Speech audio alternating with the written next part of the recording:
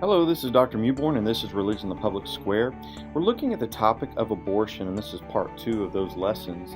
The outline that we have today is mainly given to us by Wayne Grudem in our book, Politics of the Bible. And so I want to go ahead and jump into our study. We looked at last time this crazy figure, and this figure is going up. But estimated abortions in the United States, 60 million plus. And this is since 1973 with the Supreme Court case, Roe versus Wade. It's amazing how many people, how many true persons have died at the hands of medical procedures. And it is just such a shame. So let's go ahead and jump into a little bit of the lesson today. Arguments against abortion. These aren't necessarily biblical arguments. These are just arguments in general. Every cell in the preborn child is completely different than the mother. So think about that. Each of these children inside the mother's womb, they are individuals. All their cells are completely different than the mother's. An ultrasound shows the true presence of a human being within the mom. If you think about that, any ultrasound will quickly show you that is another human inside the mother, and that's the way God set it up. This is the way that children would come to being. This is the way that children would come into life, and so it's incredible through the whole conception. It's incredible through the pregnancy and then of course the delivery. All of it's just it's just an amazing expression of God's miraculous power. That's why through the ultrasound, that's why many abortion advocates steer away from ultrasounds. They don't like sonograms or ultrasounds because it actually shows that there's a beating heart in there. It actually shows that there is a baby in there. It's wiggling around, moving around. Actually, this is a very strong statement. The fetus is squirming, and so are we, said William Salatin, who's a pro-abortion advocate. And so many of these pro-abortion advocates stay away from ultrasounds. They don't even want them to be given in counseling beforehand. They don't want any of that kind of stuff because it shows the parent. It shows the parents or the parent that there is a baby inside of that mom. And this is a very strong issue here. But also there's an impact after abortion. Once a person has an abortion, there's so many counseling sessions that need to be had because that person realizes they just ended a life. They just ended an individual. And what happens is the cost of all of that counseling, it goes to other people. And normally it goes to taxpayers and things like that. So there's an impact after abortion because of decisions that were made to end life.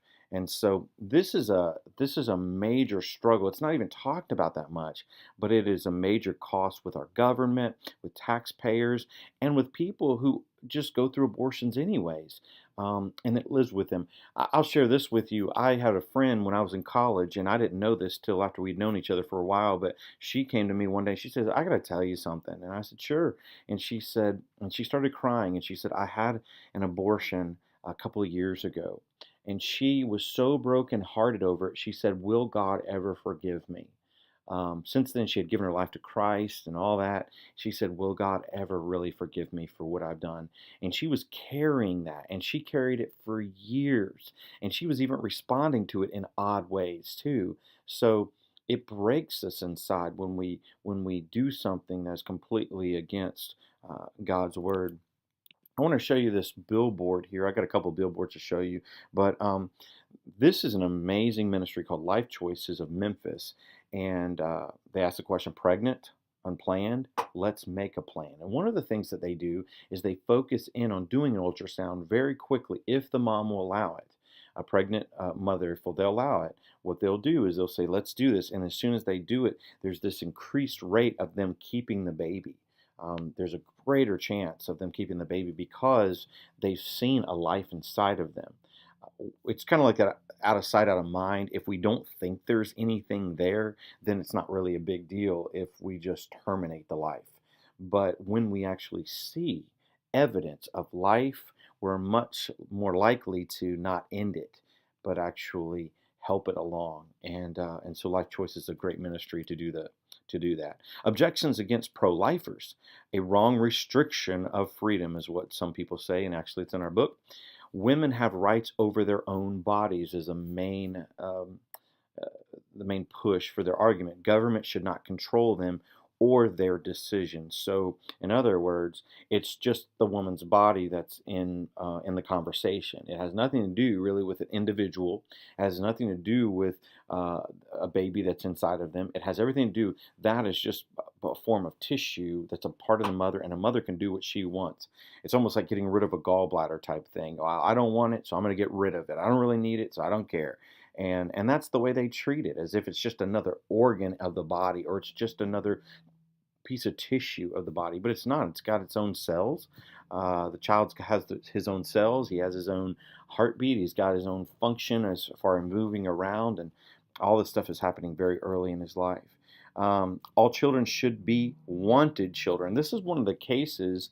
This is one of the thrust also of the movement against pro-lifers. All children should be wanted children. So if they're not really wanted, why should you have them? Because you're not going to care for them the right way anyways. Family planning is a buzz phrase for many people. In other words, children should not have to endure parents that cannot care for them properly. And so it's looking out for the parent, but it's also looking out for the kid. And this is one of their statements there. It's kind of odd. I'm personally against abortion, but I just don't support laws against abortion, is one of the phrases. These supporters don't support the killing of babies per se, but they support women's rights. And so what they're doing is they're trying to ride the fence. Their conscience is there. It's saying, hey, I don't want to do this, but I do. And so you can't be for everything all at the same time. You just can't be. There are certain things that you love in this life. Therefore, since you love those one things or those certain things, you've got to hate other things. You could say it this way: God loves little children. He hates abortion. It's very clear cut. God loves holiness. He hates evil or despises evil. In him there is no evil. So you got to see it that way. And some people would say, why does God hate anything? Right? Well, you have to despise something. You have to. And he calls us to despise things too that are detestable to him, an abomination to him. He says, despise those things, hate those things, run from those things, resist those things. And that's how we live our lives. We love God, we resist all these other things. One of the slides I wanted to show you, just kind of some people here with their signs. Abortion is healthcare. Healthcare is right, is a right. My body, my choice, no debate.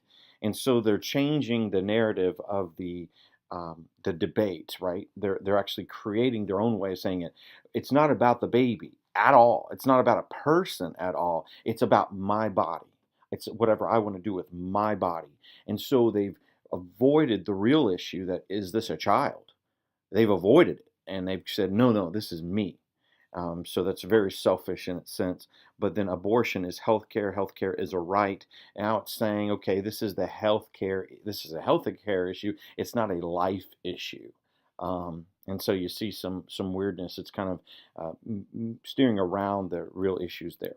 Objections against the pro-lifers as we continue. We should reduce the cause of abortion, but not have laws against abortion. So this is, in other words, to help low-income families, unwanted pregnancies for convenience, not morality or ethics. Okay, and that's what we're talking about here. We're trying to reduce something that's bad because we want to lessen that. But we don't want to break away from the laws of abortion because, I mean, that's part of our Constitution and that's part of our amendments. And so we should be able to do this. Or Supreme Courts, right? And so we should be able to do this, and that's just really sad. This statement avoids the issue of abortion laws, in turn supporting abortion altogether. Then Christians should not try to impose their moral standards on other people. This is a big one because we're talking here about freedom from religion stance. That's what this is, a freedom from religion stance. And what's happening here is like, well, the Christians say that we should be pro-life, and the Christians say that is a child, and the Christians say you cannot terminate this and you can't do this, and that's a Christian stance. And so, well, if we take that on, then we're just falling into the Christian belief system. That's another way of pulling out of the issue. There's morality, there's ethics, regardless if it's Christian in general. There's a lot of religious groups that have morality and ethics. There's morality and ethics in everybody to some extent. So it's not just a Christian push. And those are things that you have to that you have to consider. It's kind of like a knee-jerk reaction. If it's Christian, I don't want it. It's kind of like what people say about Republicans and Democrats. Or Democrat might say, if it's Republican or coming from a Republican, I don't want it, no matter what they say. Same thing about Republicans toward Democrats. Really sad. I found this, and I thought this was an interesting billboard here. This is my body. Christ gives his body away so others might live. Abortion supporters cling to their own bodies so others might die. In giving his body, Christ teaches the meaning of love. I sacrifice for the good of the other person. Abortion teaches the opposite of love. I sacrifice the other person for the good of myself. This is given by a Catholic priest, Frank Pavone, and I thought that was a pretty interesting statement when we're looking at the selfishness of abortion. And sometimes we think we're duped into believing, or we're taught that no, no, no, if we can take this life and go ahead and extinguish it now, it won't go through all the troubles that we have in the future. But who are we that have that right? Think of all the people that have been aborted, over 60 million. How many of those was that just out of convenience? Of course, most of them. So it's a really, really sad thing to consider. All right, let's look at the issue of abortion and the recommendations for political policies. Government should enact prohibiting abortions except to save the life of the mother.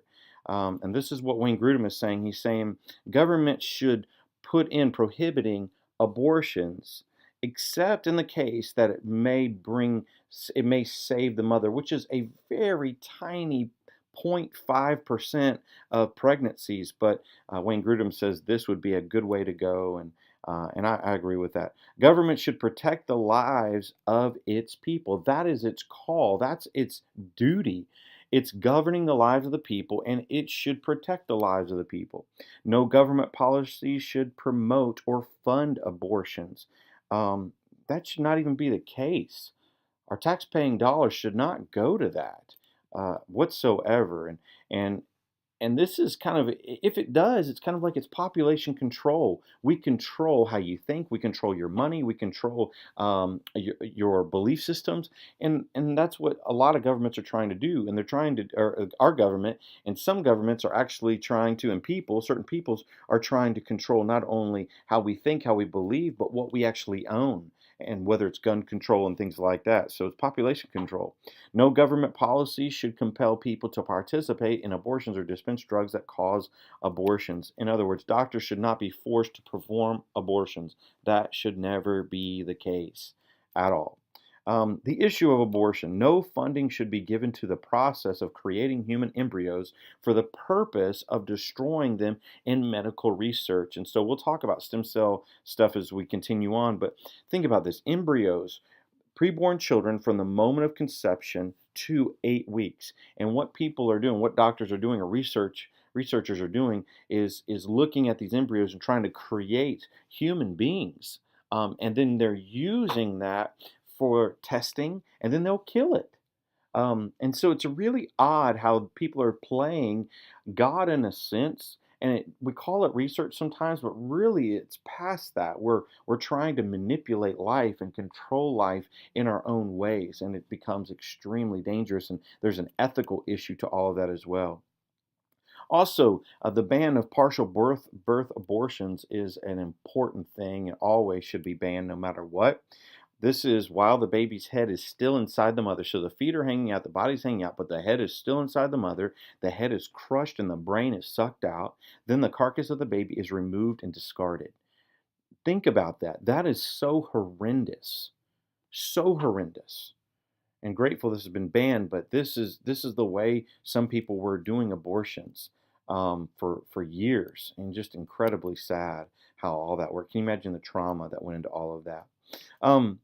Here's another thing that was mentioned in the book. The most important legal goal regarding abortion is appointing Supreme Court justices who will overturn Roe versus Wade, because no significant restriction on abortions can be made at either the state or national level until the Supreme Court overturns Roe versus Wade decision. And that's why it's always important who we vote in as a president, because that president has the right to appoint a Supreme Court justice. And so here we have President Trump appointing Neil Gorsuch And he is a Supreme Court justice now who definitely would love to overturn Roe versus Wade. And so he would be a person that would help in that process. So Donald Trump, President Trump, appointed somebody who would help do that type of thing because Donald Trump is against abortion, and so that's why he's appointed Supreme Court justice.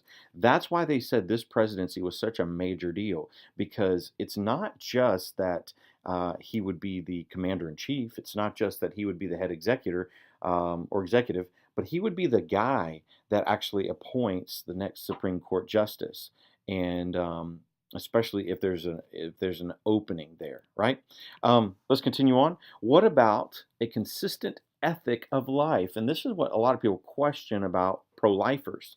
What about this? And so many people try to change the subject on certain issues, capital punishment. Well, you're trying to save the lives of babies, but you're willing to kill people who the court has decided is wrong and evil, and they deserve this. Nuclear weapons, you guys might not be all for that. You're all about helping the poor, but not truly.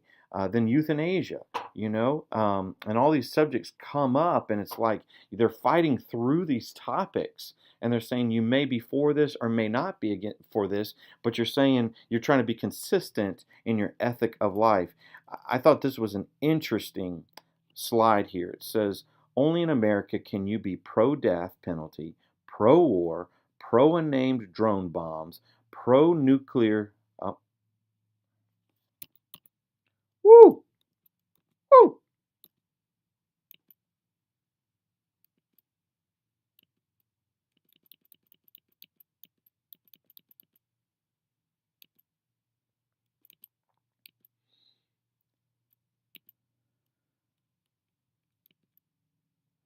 Now, this is an interesting issue. We're talking about the issue of abortion. What about the consistent ethic of life? Now, let me give you a couple things here. Many people try to change the subject on certain issues. They try to bring in capital punishment, nuclear weapons, helping the poor, euthanasia, and they try to wrap all this stuff in there, and they say, okay, well, if you believe in pro-life, then you should probably have a belief on all these other things, and all this should be all grouped together. And there's truly an issue with abortion. Yeah, you might have your beliefs on capital punishment, nuclear weapons, helping the poor, euthanasia. You might have your beliefs on those, but don't just wrap everything together and say, well, if you believe these things, then you got to believe these things. And so, talking about a consistent ethic of life, I thought this was an interesting slide. John Fugelsang, I believe is how you say that. He said this: only in America can you be pro-death penalty, pro-war, pro-unmanned drone bombs, pro-nuclear weapons, pro-guns, pro-torture, pro-landmines, and still call yourself pro-life. And this is some of the arguments that the pro-choice or pro-abortion folks try to bring up and saying, okay, so you're all these things, death, death, death, death, death, but then your life on this. And this is how they try to change the narrative of all the subjects, which is just crazy. I want to show you a couple billboards real quick, and I thought this was interesting. Kill puppy, cruelty. Kill baby, it's a choice. This isn't a very well thought out narrative. You understand the premise, though. There is a lot about saving animals, and there's such a push on saving animals, dogs, cats, whales, whatever. And it seems like there's harsher punishment if you do something to an animal than there is a human being. And it is pretty sad, and that's what they're trying to bring up, this issue of when it comes to human life, we devalue it a lot of times, but when it comes to animal life, we really uplift it and we try to protect it, and it's very true. Sorry for the swastikas there on this billboard, but that's what it is. And then here's another one I thought that was really good and cute. Save the babies, heartbeat at 18 days. All right, well, that has been Religion in the Public Square, Abortion Part 2. It's good to be with you today, and continue on in your studies. We'll talk to you soon. God bless you. Bye-bye.